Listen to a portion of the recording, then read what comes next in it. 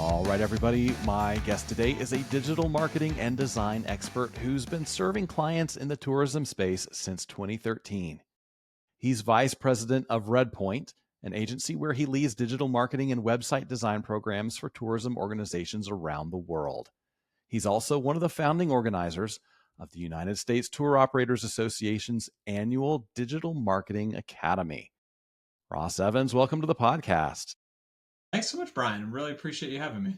Yeah, I am glad to have you here. I want to know when in your life did you realize that you were a visual guy and you had a talent for using visuals to tell stories? Yeah, it's a good question. I think I actually look back on my first job out of college. So 20 something years ago, I had a business degree and didn't really know what I wanted to do, and took a job, an entry level job working for New Balance, the athletic footwear company. And the corporate offices are in Boston, and I was in Boston. And it was really the first time that I was close to design. And I could see how marketing and design sort of played together all under one roof in the New Balance headquarters. You know, both product design, being really close to product design, but also design as it relates to marketing and branding. So that was really the first exposure that I had to it. And that set me off on a 20 plus year career that I've been on. Yeah, that's great. So, how did that career bring you to tourism from athletic shoes? Yeah, it definitely is not a straight line. Yeah. I think it was a draw to move back to Vermont, actually, the state that I grew up in. You know, I had been living in Boston and had a young family and just wanted to get back to my roots a little bit. And I found a job as head of e-commerce and digital marketing for a company called Simon Pierce, which makes really high-end glass and pottery and is Mm. not a travel company. Right. But they have one of the most popular attractions in the state of Vermont, their flagship store, which is also a glass blowing studio and is also a restaurant. So right behind like the Ben and Jerry's factory, in terms of number of visits, Simon Pierce has this really popular attraction. And that was my first exposure to travel and tourism and attractions. And that's really where I got my start in this world. And I took a really important step when I was there, and that was to acknowledge that I didn't know a lot about tourism. And so I hired a marketing agency that knew a lot about it. And that marketing agency is Redpoint, the company that I currently work for. Nice. Yeah, that's great. So, I want to talk today about visual branding and the role it plays in marketing.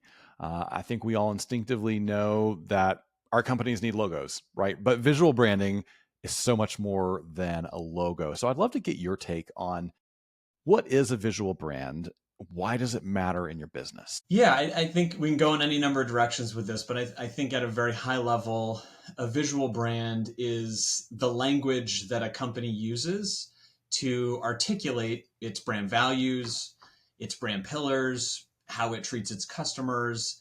It's sort of that language that it uses beyond just a logo.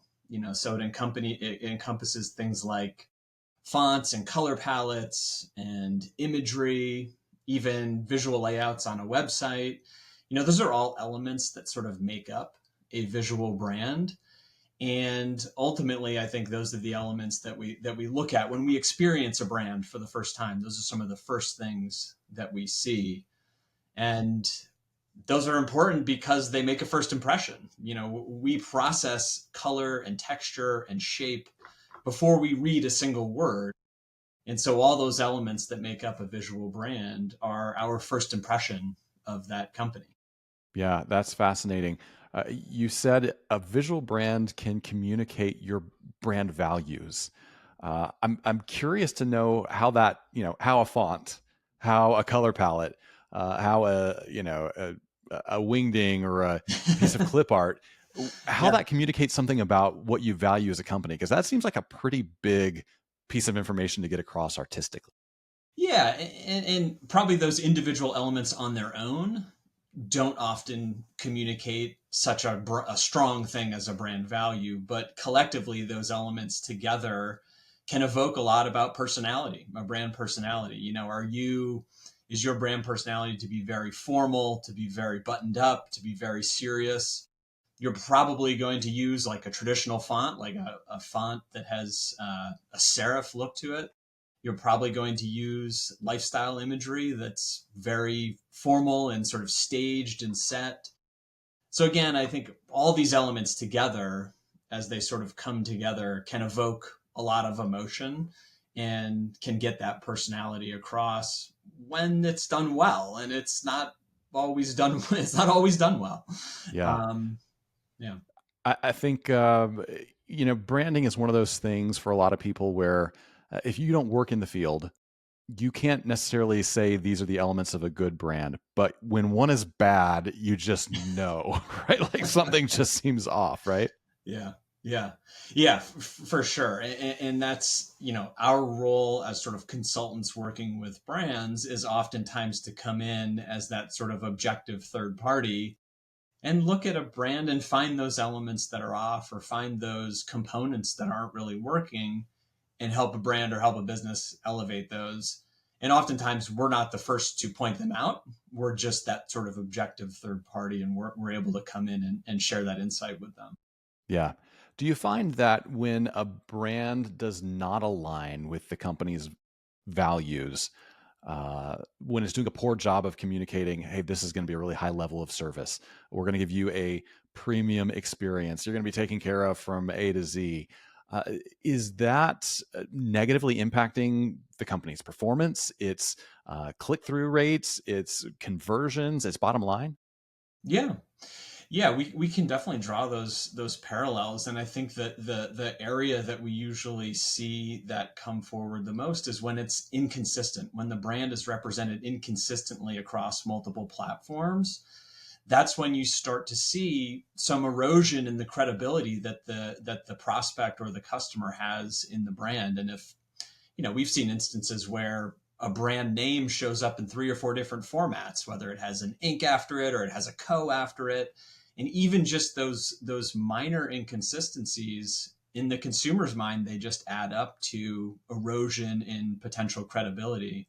So you can Yeah. definitely draw a straight line between those two. Yeah. Even if the consumer's not clocking it consciously. 100%. Yeah, Yeah. yeah. And oftentimes they're not. It's just something has happened along the way and they've dropped off of the sort of conversion path because they didn't feel it. They weren't feeling that emotion. Yeah, absolutely. So when we talk about tourism businesses specifically, is visual branding, you think, maybe more important than other industries, or are the visuals of the destinations we're selling so compelling on their own that our company's brand doesn't need to be as strong? No, I think it's more important. I think it's more important for travel companies to have brands that are built really thoughtfully and really consistently and evoke the emotion. I mean, travel is such an emotional purchase, right? I mean, unless we're traveling for work where we just need a place to stay, that's sort of a utility. There's not a lot of thought or emotion there. But otherwise, it's an emotional decision, and everyone in the sort of cycle of selling a destination has to be on board and get that emotion across. So we don't want to leave it to chance, which we see a lot of times with businesses that are struggling, is they're just sort of leaving that brand and that brand experience to chance. And it's just an opportunity for someone else to come in and do it in a better way and capture that booking. So I definitely think it's more important for travel companies to have a really consistent and a really well thought out brand. Yeah. A lot of travel companies, I think of tour companies, for instance, who are selling ultimately the same set of destinations. And, they have to be competitive on price, they have to be competitive on amenities and inclusion. So there's only so many ways to differentiate yourself from the other players in the market.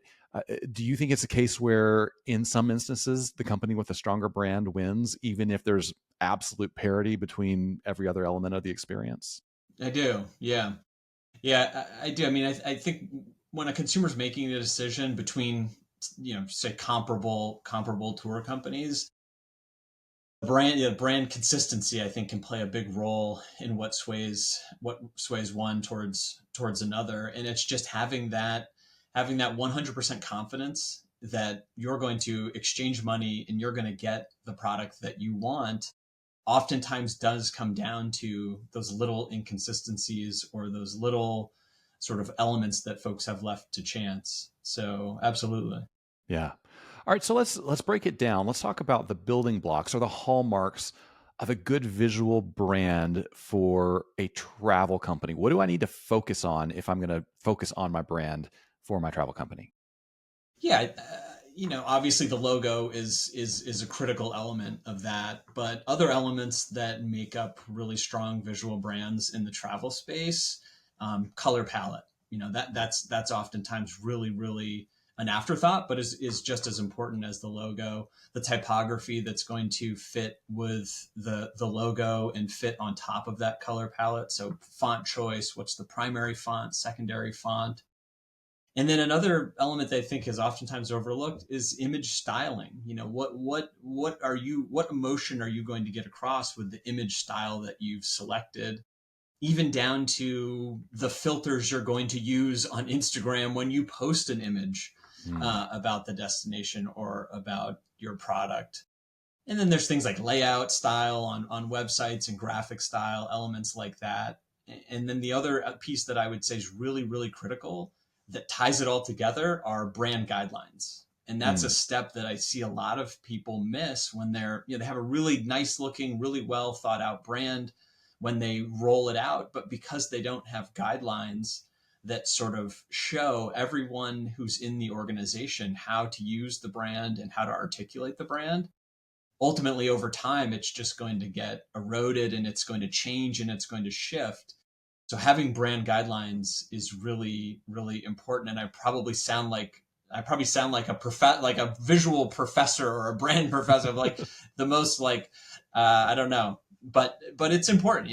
Brand guidelines are really critical and something that I would not skip if I were a travel business. Yeah. So for people that aren't familiar with that, what are brand guidelines? Who sets them? What do they entail? Do you Yeah. get in trouble if you break them?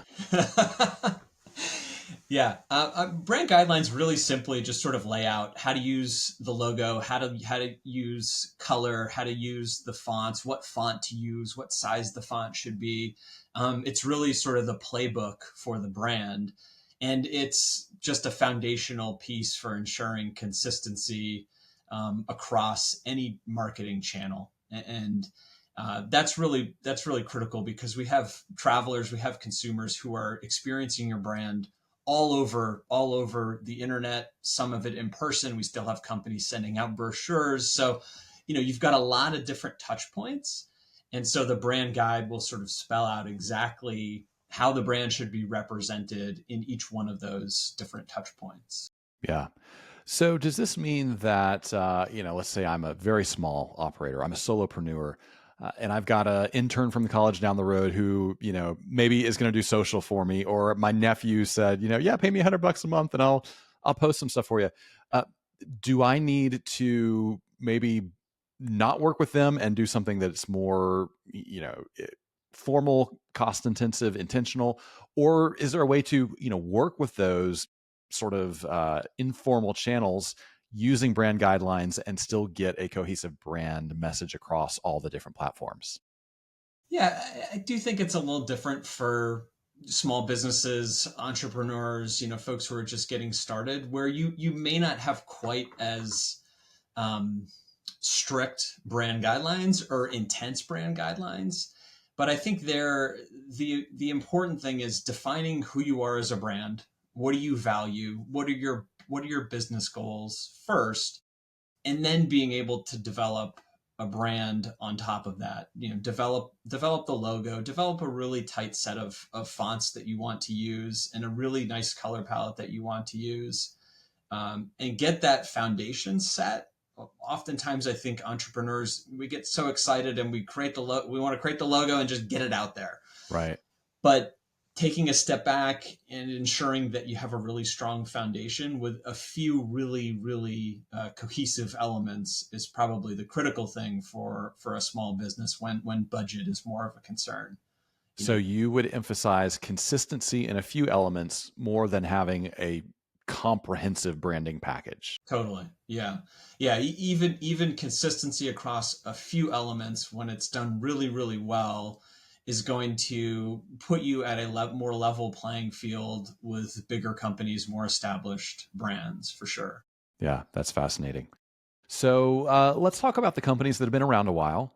They've had their logo for, I don't know, 5, 10, 20 years, maybe more. How does a company know when it's really time to put that brand under the microscope? Think about freshening it up. Think about starting from scratch. How do you decide whether it's a tweak, whether it's a blank sheet of paper? What's the metric you use to make these decisions? Yeah, I mean, there's probably not one metric that I would say to look at.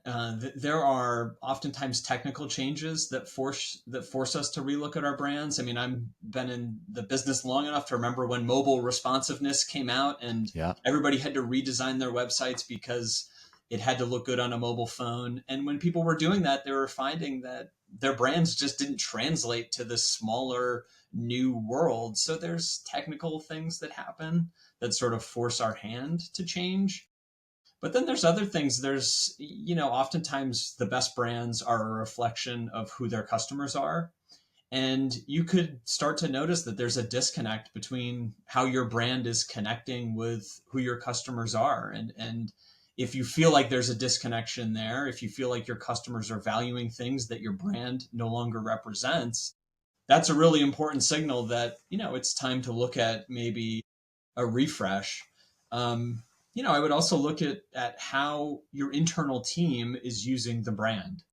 And what we oftentimes see with larger companies is internal team members are using the brand or making changes or adjustments to a brand that was not the original intention behind the sort of visuals behind the brand. So if you start to see, well, people need the logo in a different format, or people are sort of stretching and using a different font that's not necessarily approved, don't throw the brand guidelines at them necessarily. Maybe take a step back and say, maybe there's an opportunity for a refresh if our team is finding that they don't have what they need in the brand. So those are a few of the things that I would sort of keep an eye on. Yeah. I seem to see a pattern, especially among bigger companies. New leadership comes in and they want to make their mark. And an easy way to do that is a brand refresh. And they pull in their buddies from, an agency they worked with 2 companies ago and throw a lot of budget at it, and you get something new. Is that a legitimate reason for a brand refresh, or does it really need to be more intentional than? I don't know if it's legitimate or or not legitimate, and I don't know that it's necessarily a bad thing when that happens. I think if it's done with the right intention, if like there's a foundational reason, like, hey, our brand values have changed because the company's now under new leadership, and we want to attract a different audience than we've been attracting. Yeah, that's certainly valid to then make that change if there's been some sort of sea change within the organization. Certainly change just for change sake. I don't necessarily think that's something you want to run after. But I would look a little deeper at sort of the foundation of the brand, and if there's a significant change in focus, then absolutely a rebrand is needed. Yeah. Have you seen examples of times when a brand was so good, so iconic in its visuals that you would say, "Don't touch that brand for no matter what else you do. Don't change this name. Don't change this logo because it's iconic." Yeah, I mean, there's definitely, you see some examples sometimes of brands that are large and they make a big point about the rebrand that they've gone through, and you see a head to head of the previous the original logo and the new logo, and it's like you'd have to have a microscope to know the difference between the two. Yeah. That I think I see more often than not. And I think that's what you're getting at is like there's some brands that you just don't necessarily want to touch. I'd harken back to my sneaker days and say, the New Balance swoosh probably doesn't need to be changed, or the Nike swoosh, sorry, doesn't need to be changed, and certainly the name Nike doesn't need to be changed. I mean, there are definitely iconic brands out there But again, even those iconic brands, they go through little minor changes, little minor updates. Um, I was at a conference a couple weeks ago, and the design studio that's helping sandals work through a little bit of a rebrand sort of presented some of the initial work that they've done and how they've evolved the sandals brand. And it was fascinating to hear the process and learn about it. And it's not a drastic, from a logo standpoint, it's not a drastic change, but it's subtle. It's like turning around a freight ship. It doesn't happen quickly, but there's sort of little itty bitty sort of moments in there that probably add up to something meaningful. Yeah, makes sense. So we have a lot of solopreneurs in our audience, or people that are, maybe 1, 2, 3 person business. For those who say, okay, I'm on board with this, my brand needs some work. What's the most effective way for them to get help with, things ranging from logo design to brand guidelines? These people don't have, $50,000 to Yeah. throw to an agency to do that. So how do you get it done and get it done well at your budget level? Yeah. The first thing I would do is I'd go back to some of those foundational questions that I mentioned earlier. Define your brand personality, define your brand goals. What do you want people to feel when they see your brand? What do you want people to feel when they experience you online? So I would answer some of those questions first. And then, certainly there's a lot of good resources out there to find reasonable design talent that's not expensive. Upwork is a website, Fiverr is a website. Hmm. You can sort of sift through a lot of different designers and find somebody that maybe has some travel experience, which is really key, but also is designing in a style that you like. Have a point of view on design when you're going into a process like this. It doesn't cost any amount of money to take time to like evaluate what you like in design and then try to find someone that can execute on that. Create a Pinterest board or save Instagram accounts to a folder on your Instagram page of stuff that you like. Having those resources and having those references to show a designer is going to save a lot of time in Mm. the end. And I can tell you, one of the hardest, most challenging clients we have to work with is somebody who says, I know what I like when I see it. And it happens a lot. And you can imagine from an agency standpoint, designing to that spec is very, very difficult and takes a lot of time to sort of narrow in on that. So for someone looking to get through on a relatively small budget or get through relatively quickly, get through that process, have a design perspective going into it and have some references of stuff that you like. Yeah, great tip. So, on the other end of the spectrum, let's talk about those larger organizations who want to work on their brands, uh, but it's got to be seamless. There's brand equity already. They can't have downtime on the website. They can't afford brand confusion in the marketplace. So they've got to do it at a high level. What kinds of experts should they be looking for? And, let's just get down to the brass tacks. How long is it going to take? How much is it going to cost to do a really high level brand refresh? Yeah. I mean, the cost is hard to pinpoint, but I mean, you threw out $50,000 earlier. I wouldn't be surprised if brand refreshes cost more than that in a really intense environment where you have a lot of brand touch points that need to be considered. But amount of time is going to vary dramatically as well. We've done brand refreshes in 2 to 3 months. We've done them in a year and a half. Wow. A lot of it depends on how active you are as a client. How quickly are you going to make decisions? And then who is making those decisions? Mm, Obviously, if there's a committee that you are reporting to that's going to help make these decisions, the brand process, the brand refresh is going to take a much longer amount of time than if you're just if it's one or two people able to make decisions relatively quickly. You could get a brand refresh done in 3 to 4 months if you're able to make those quick decisions. yeah. Um, yeah, I mean that's sort of what I would look at. And if I were a bigger brand, I'd look for a design studio or an agency that has travel experience. the reality is designing a brand for travel is just different than designing a brand for a consumer product or for an athletic company. There's just too many touch points and there's too many sort of intricacies. So finding a design studio or an agency that has experience in travel, I think is really critical. Yeah. We've all heard the term design by committee. That tends to be a pejorative. In your experience, is there sort of an ideal number of people who can really speak into that design process? I would imagine you don't want one person to be solely responsible for working with the agency, but you probably don't want a dozen people, Yeah. giving notes. So, what's the best strategy there? Yeah, it's a really good question, and it's 2 to 5. I think tends to be sort of the a decent number. Again, these are the 2 to 5 people who have direct contact with the agency or the studio, and they're on the conference calls, they're on the the idea sessions, they're on the brainstorms. Certainly you get above a handful of people, and everybody's been in those meetings where you're trying to get a decision made when there's a dozen people in the room, and it's just very, very difficult. And design is so personal to people. Everybody brings their perspective, their background, their history, and everybody's a little bit different. So the more people you have, absolutely, the harder it is to get to a decision. But again, 2 to 5 people is a really nice number from our perspective to work with. Yeah, absolutely.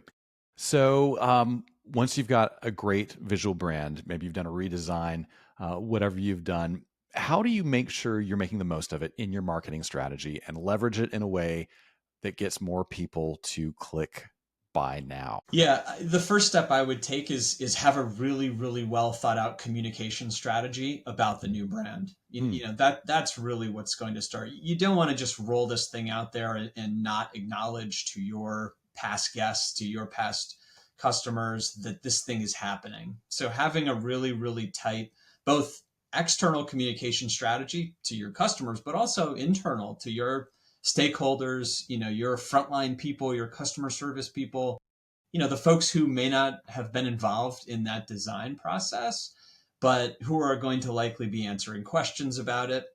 Everybody, you want to put as much into that internal communication strategy as that external communication strategy, because everybody needs to be on board. Everybody needs to be, working from the same playbook. So I think that's probably the most critical first step.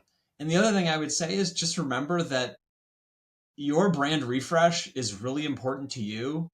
After that initial sort of relaunch or however you've gone about it, I mean, your customers sort of getting back into their regular rhythm of interacting with you. Hmm. So there's certainly this moment of everything's new and interesting and fresh, but with any refresh that we've worked on, the customer's really quick to just go back to like, just deliver the product. Great. Congratulations on your new logo.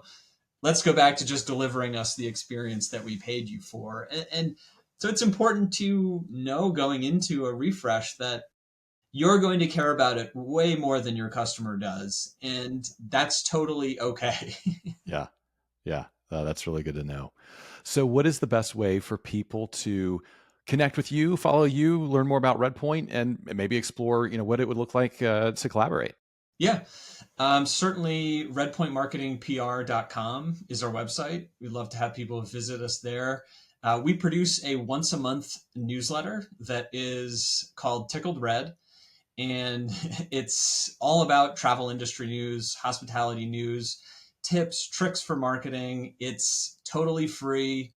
It's once a month, and it's chock full of case studies, things that we've worked on, projects that we've just seen happen within the industry that we really feel like are worth sharing and amplifying. And again, it's all about travel marketing tips. So I would definitely highly recommend folks sign up on the website. If they go to redpointmarketingpr.com, they can see in the top right corner a call to action to sign up for that newsletter. Yeah, fantastic. We will link to that in the show notes to make it easy for everybody to find. Now, before I let you go, we have some questions we ask everybody, and these are just for fun. So you can answer off the top of your head, no pressure. When you book travel, are you going to book a window seat or an aisle seat? Window seat. Yeah, you just like the view? I love the view, and I sleep on planes, so it's nice to have that. It's nice to have something to lean on that's not a person. Yeah. I think the world could be divided into people who can sleep on planes and people who can't sleep on Totally. planes. I'm unfortunately in the can't uh, category, so I'm envious of that talent for sure. yeah, yeah. Yeah. If I'm not driving or flying it myself, I mean, it starts moving, I can fall asleep. Yeah. Yeah. Makes sense. I got an ambulance going by, so I'm just gonna hold and wait for that to. We're downtown in Lexington, kind of like right at the intersection of two major streets, and there's like 4 hospitals within a Oh, mile of wow. us. And so, people sometimes like, "Are you just in the hood there? Like, there's always ambulances." And I say, "No, it's it's just It's where nice we to have are." that close by, though. Yeah, yeah, for sure. All right, I feel like it's getting closer. All right, so what is one thing in your carry-on you wouldn't travel without? Cell phone charger, which sounds really lame, but yeah, cell phone It charger. it's boring, but if you go somewhere without it, you're in a panic, right? Like Yeah. the world's on fire. And the places you can easily buy a cell phone charger, they're 2 or 3 times as much as they should be. Yes. Yeah. So yeah, cell phone charger, gotta have it in the carry on. Makes sense. If you had a free airline pass and a week with nothing else to do, where would you be headed next? Ooh, Dornoch, Scotland, to play golf at Royal Dornoch because I'm an absolute golf nut, and that's a place that's on my bucket list. Yeah, that sounds amazing. Yeah. Last question. What is one thing you have seen or done on the road that you wish you could go back and experience again with somebody you love? Ooh, visiting the island of St. Lucia. Mm, We worked with the St. Lucia Tourism Board for a number of years, and I got to travel to St. Lucia 4 or 5 times, always by myself, never with my family. And it's just a really spectacular place. So I'd love to get back to St. Lucia and bring my family along for the ride. yeah, put it on the bucket list. It's Family on there. vacation. Yeah, Yep, absolutely. one of these days. Well, Ross, it's been wonderful to talk to you. Thanks so much for being so generous with your time and all your knowledge. Absolutely, Brian. Yeah, really appreciate you having me. Hey, thanks so much for joining us for this interview. I want to let you know that conversations like this are just part of what you will hear if you tune into a full episode of the Gather and Go podcast. When you listen, you'll get travel news you may not hear anywhere else, along with some really helpful road tips, some smart analysis, and maybe even a hot take from me about issues that are impacting travel right now. Now, you can hear this full episode along with many others by searching for Gather and Go in your favorite podcast player, or you can click on the link right below this video or one of the videos right here to my side. Thanks for watching.